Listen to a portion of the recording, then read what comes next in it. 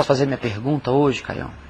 Amém, pode perguntar. Essa pergunta, na verdade, não é uma questão minha, mas de amigos próximos.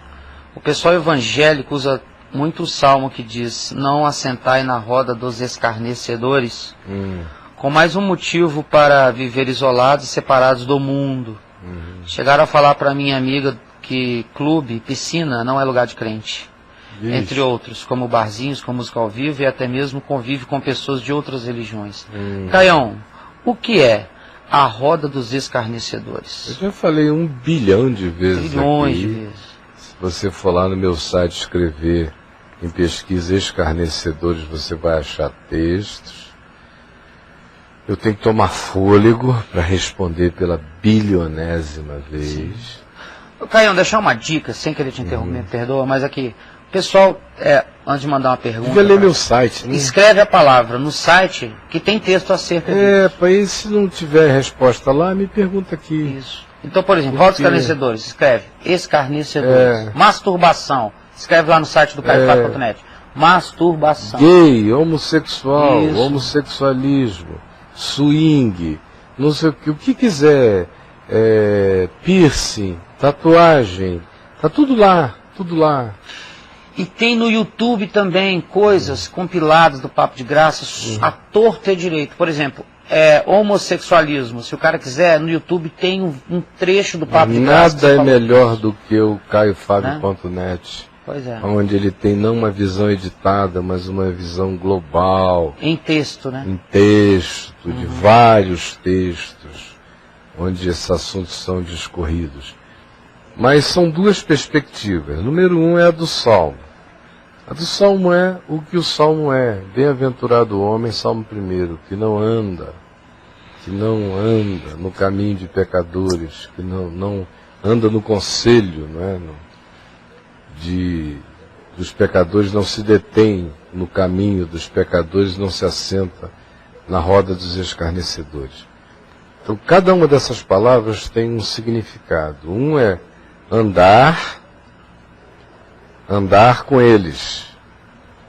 Outro é se deter,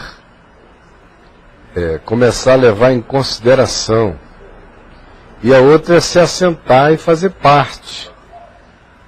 E comprar o pacote do ímpio, do pecador, do escarnecedor. O ímpio é o que anda sem piedade no coração, sem misericórdia. É aquele cujo caminho é um caminho desmisericordializado, não tem misericórdia no caminho dele. Então ninguém deve escolher essa caminhada. Não é porque se é crente, um ser humano não tem prazer em andar com um outro ser humano destituído de afetividade, de reverência, de respeito, de compaixão. Se deter no caminho de pecadores, para evangélico, quem não é membro dessa igreja é pecador. Na Escritura, o pecador é aquele que anda na prática do pecado, que tem prazer no pecado e que tem no pecado a sua ideologia.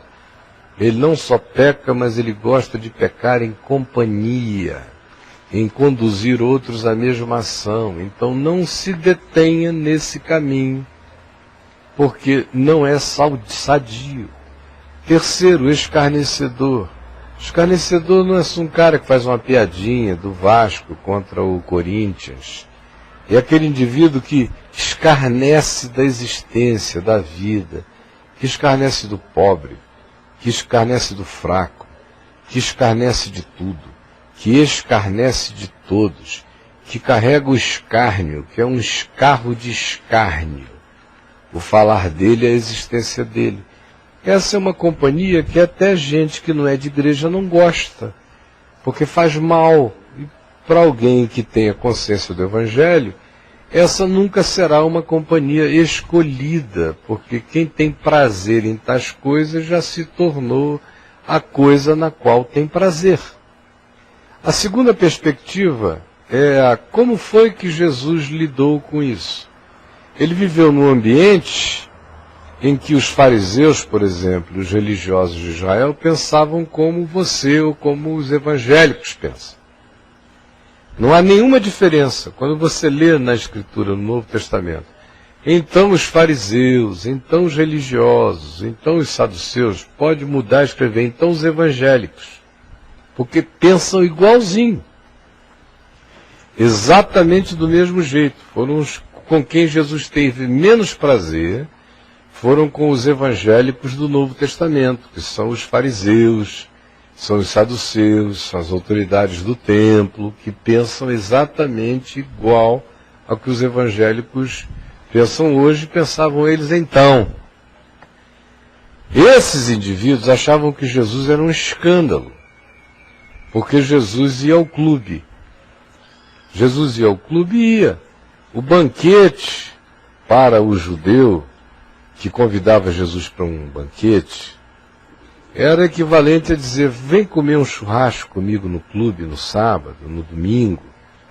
Veja Jesus nos banquetes, assentado lá dentro, tomando vinho e comendo as carnes de cordeiro que eram servidas, ou de novilhos cevados, e um bando de evangélico e fariseu do lado de fora, descendo a lenha nele, porque ele estava sentado com publicanos, que eram considerados pecadores. Muitos deles eram pecadores bem praticantes, outros cometiam o pecado social de cobrarem impostos em nome de Roma.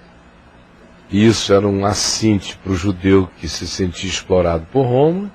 E outros eram também uns corruptos, que metiam a mão no imposto. E nem por causa disso Jesus fugiu da companhia de ninguém que o tenha convidado. Agora, Jesus não era um bobalhão que vai para um lugar só porque se sente honrado na casa de um cara que tem grana. Depende da cabeça. Se a sua cabeça for a sua cabeça, eu lhe aconselho a ir devagar em todas as coisas, porque você ainda está muito abobalhado. Mas se você tiver uma cabeça madura do Evangelho, toda hora tem gente me convidando aí, gente que eu sei o que eles fazem, e eu chego na casa deles e a minha presença é um constrangimento sadio. Eles querem a minha oração. Eles, de repente, dizem coisas impensáveis quando me fazem uma pergunta e ouvem uma resposta do Evangelho com toda a educação, sabedoria, graça, porém incisividade. E eles ficam perplexos. E eu não poupo ninguém de nada. Digo exatamente o que eu penso e o que o Evangelho diz, mas não sou cáustico, não sou ácido, não sou mal-educado, mas sigo a verdade em amor. E nos dias de Jesus, era o que ele fazia, e ficavam os fariseus ou os evangélicos daqueles dias do lado de fora, dizendo: este é amigo de publicanos e pecadores, come com eles, bebe com eles.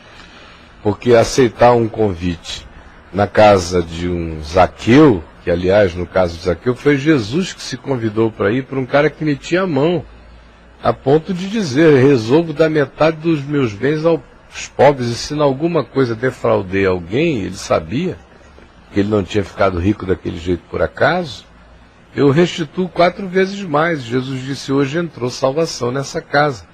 E foi uma casa para a qual Jesus pediu para ser convidado. Leia Lucas 15. Lucas 15 inteiro é acerca disso.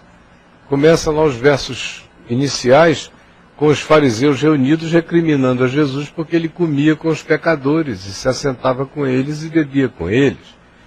Jesus conta a parábola da ovelha perdida, conta a parábola da dracma perdida, contra a parábola do filho pródigo, que no caso eram aqueles publicanos e pecadores que tinham ido para a terra de meretrizes, e naquela parábola ele conta a história do irmão mais velho, que equivaliam aos fariseus ou aos evangélicos de hoje, que ficam com raiva até de Deus e dos irmãos e do próximo e de todo mundo, porque não tem coragem nem de comer uma cabritinha com os amigos em casa. Então, o Evangelho está cheio desse conflito, mostrando que depende. Se você é uma pessoa de consciência fraca, tão fraca para quem essa dúvida ainda existe, eu recomendo você se saturar da palavra, do Evangelho, se fortalecer na fé, e nunca, mesmo que você seja maduro na fé, Eu não me sinto nenhum ser hiper maduro na fé, mas com alguma maturidade na fé. Mas mesmo assim, eu não sinto nenhum prazer na companhia de ímpios. Você nunca vai me ver andando pela rua, no meio de um monte de gente impiedosa. Essas pessoas eu atendo, eu aconselho, eu ajudo, eu oro, eu faço uma visita quando eles estão num perrengue e pedem socorro, mas não são minhas companhias. Também não me detenho, não tenho nenhum prazer em sentar com um grupo de pessoas que se reúnem para dizer, sabe quem é que eu estou comendo? Não dá, para mim não dá. Se o cara diz, olha, estou com um problema, preciso da sua ajuda, estou tendo uma relação assim, assim, assim, com uma mulher casada, está acontecendo isso, me ajuda, eu não sei o que fazer, é outra história. Agora, você não vai me ver sentado num barzinho, me alegrando e gargalhando dos papos dos caras que estão dizendo quem é que eles estão pegando, como é, quando eles pegam, que horas é que pegam, que o marido não sabe, e todo mundo rindo, e eu no meio dessa roda. Muito menos na roda do escárnio. E isso aí, qualquer consciência madura em Cristo, recomenda que não seja assim. Aliás, qualquer consciência humana não gosta desse tipo de prática nem de companhia, não escolhe esse convívio. Agora, levar isso para não vou a um bar na esquina com alguns amigos meus, inclusive gente boa, generosa, porque sentado na outra mesa no bar pode ter um grupo de bandidos, e na minha mesa aqui pode ter um grupo de santos. Na outra mesa do bar pode ter um grupo de casais planejando sair dali para uma suruba. E na minha mesa aqui tem um grupo de gente planejando levantar dali no dia seguinte fazer uma obra de ação misericordiosa numa favela. Então não é o bar que é o problema, é com quem que você se ajunta. O bar às vezes é uma distração, tem uma música suave rolando, tem uma comidinha diferente sendo servida, podendo ser adquirida. Então tenha bom senso, é igual o que Paulo diz em 1 Coríntios 8, quando você for ao mercado, compre o que você quiser e não pergunte pela origem. Qualquer outra coisa na vida é assim, o clube também, o clube é um lugar neutro, a menos que esteja escrito clube de swing. Aí não é, meu amigo? Naturalismo. Suruba Futebol Clube, e regatas e outras coisas, aí... Obviamente tem um público já seleto que vai para ali, mas se é um clube, pelo amor de Deus, tem uma piscina. Depende de cada um. Senão você teria que sair do mundo. Eu aconselharia você a não descer as ruas, porque passa por você bandido, pedófilo, cruza com você no ônibus, roça em você o cara que acabou de matar. Pelo amor de Deus. É que cabeça de crente é igualzinha de fariseu, e em alguns aspectos é pior, porque o fariseu não cria em Jesus. Esses caras dizem que creem no Evangelho e não entendem nada. É aquilo que Paulo diz em 1 Timóteo capítulo 3, versículos 6 e 7. Eles aprendem, nunca chegam ao conhecimento da verdade. Parece que não entra neles, tem um véu que a religião botou e embotou os sentidos deles. Eles não compreendem nunca o que é equilíbrio, o que é a consciência de ser discípulo, o que é o forjamento do caráter de Deus em nós, o que é o olhar de um discípulo de Jesus para a vida e para o mundo, e não sabem se conduzir em perspectiva alguma. São uns serizinhos de aquário. Dá uma pena horrível da vidinha resumida dessas pessoas. E aí? Pra matar, Caião. Eu fico muito admirado e intrigado pelo